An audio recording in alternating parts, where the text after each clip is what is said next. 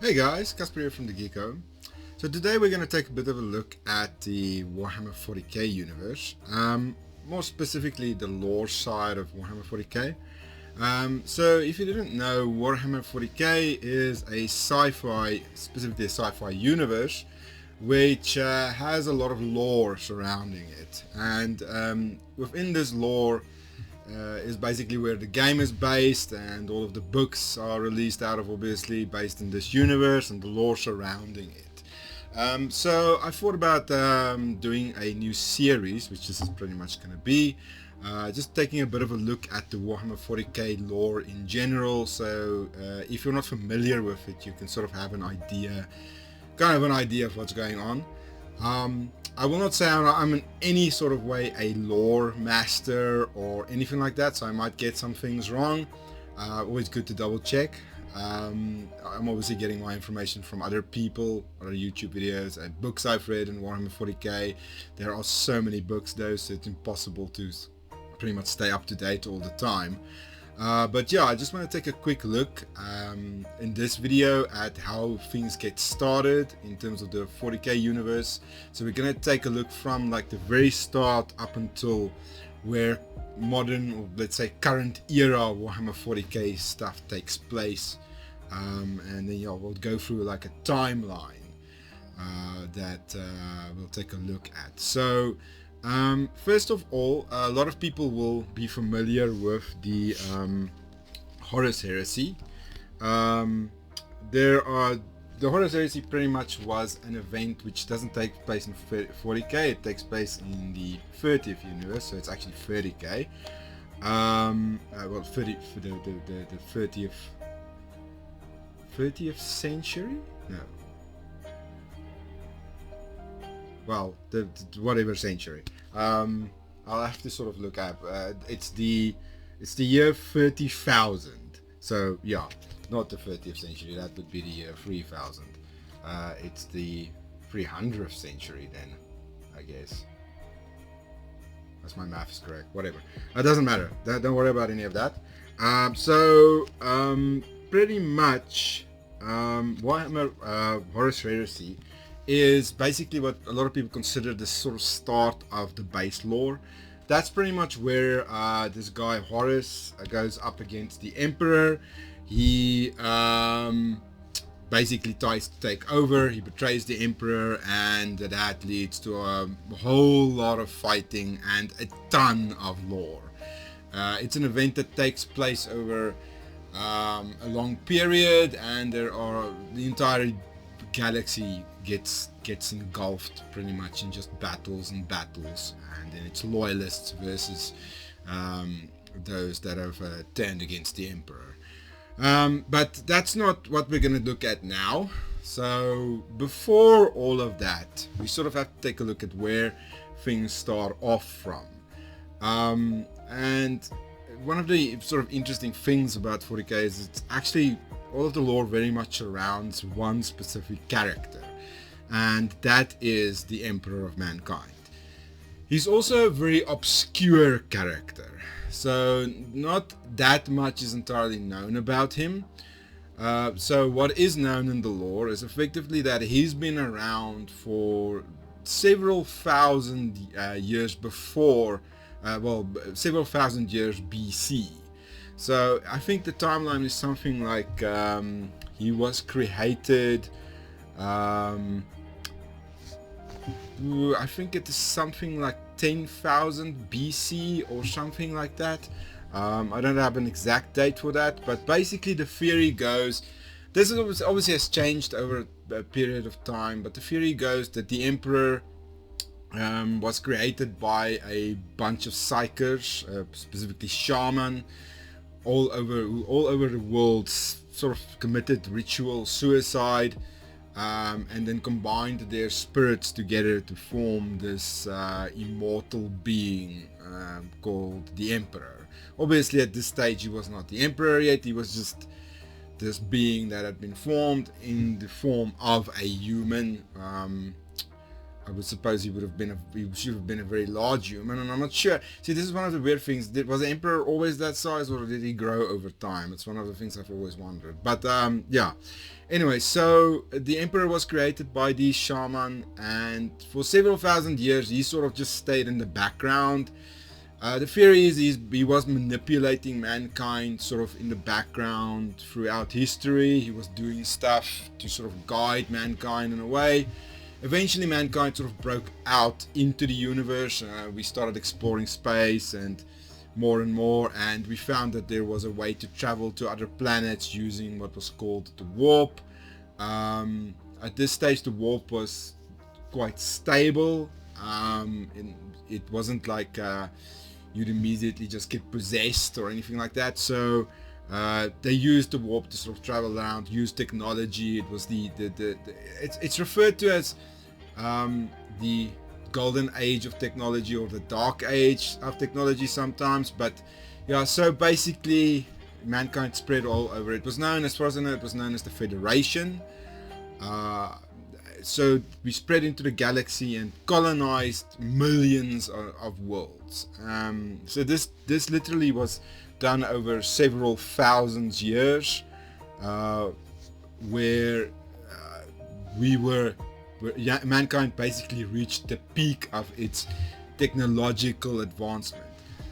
The emperor still stayed in the background though. He basically decided to not get involved directly. He manipulated mankind, that said, theoretically he manipulated mankind in the background, trying to guide mankind into a specific type of direction. We don't really know how concerned he was in terms of the usage of the warp or anything of that. Like obviously that becomes a very big deal later on, if you know a bit about 40k. But yeah, so the emperor was manipulating mankind. He was not the emperor yet, I should just clarify that. Then something started happening which was very unexpected. The warp started becoming extremely unstable, and the reason why is because the Eldar, the Eldari Empire, or whatever you want to refer to it, had also reached, during this sort of period, had reached its peak. But they had become, like, they had invested themselves heavily into their psychic powers, their extreme psychic powers, to the level where they could do like almost anything through their psychic powers. But this also led to them doing things that they shouldn't do. Like they started being very degenerate to an extreme degree. And due to this extreme degeneracy of all kinds, this resulted in a build-up of psychic energy within the warp. And this kept on building for several thousand years, until eventually this build-up caused the warp to become unstable and more unstable. So ships would just get lost, and it happened. It just went to this degree that the entirety of all of the colonies that mankind had founded could no longer communicate even with each other. They couldn't travel to the different worlds. That's how bad it got. And so each of the worlds started becoming isolated through time, and then eventually all of the worlds all of the systems were just completely isolated from each other, because they couldn't use the warp to travel to the different worlds anymore, different colonies.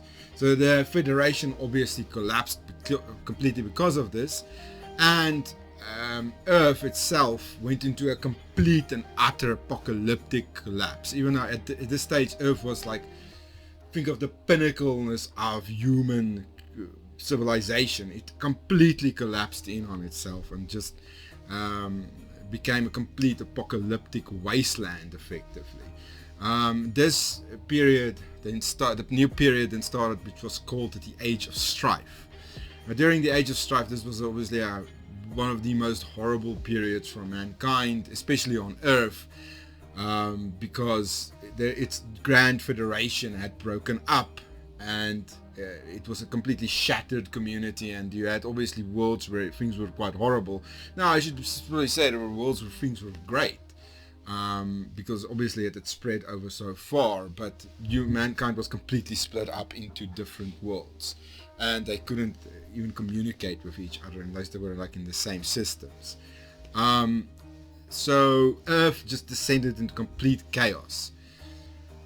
Then from this, because the Emperor was always there, he was always watching, trying to guide, but from this he decided he needed to finally come into the light.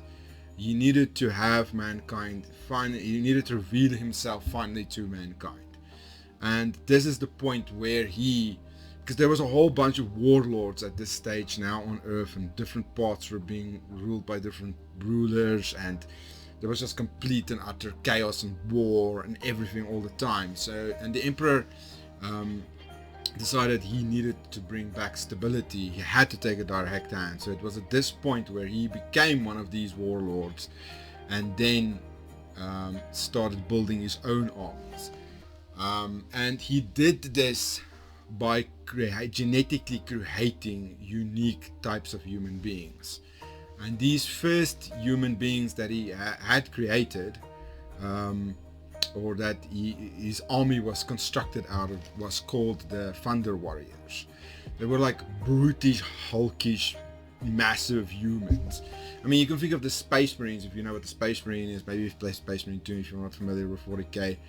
But take like a Space Marine, it's like massive, but Thunder Warriors were even bigger. They were like just these brutes, but they weren't mindless, but they were very hulkish and very basic in that sort of way. They were completely just made for war. Like Space Marines, they are very intellectual in a way.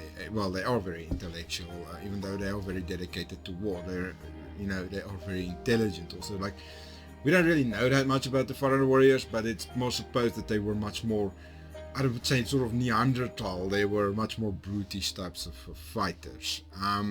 But that was sort of seen as being necessary in order to bring stability back to Earth, which was just a complete disaster during the Age of Strife. So at this point, the Emperor used them to wage a war against the other warlords. And during this period, he then eventually took complete control of Earth, and he was declared. I'm not sure exactly when he was, exactly when this happened, but at some point he was obviously declared as the Emperor of mankind and recognized as its only sole source of authority, and basically everything that would be decided from that point would come from him. So yeah, that's the start of the Emperor. The sort of quick explanation of how he gets to the point where at this point now he had taken control of Earth, and now he's starting to prepare to go out into the rest of the universe, to start looking at going out again and bringing stability to the rest of mankind's old federation, or what it would become to be called the Imperium. But yeah, now at this point he's on Earth, and he's now starting to do that. So he's starting to create some other projects, which I think we'll talk about in the next video, which is we'll talk about the Primarchs, we'll talk about the Space Marines, and what happens to the Warp, and then also what happens to the Thunder Warriors specifically. So yeah, that was just a quick basic overview of some of the start of the 40k universe. Obviously this deals directly just with mankind now.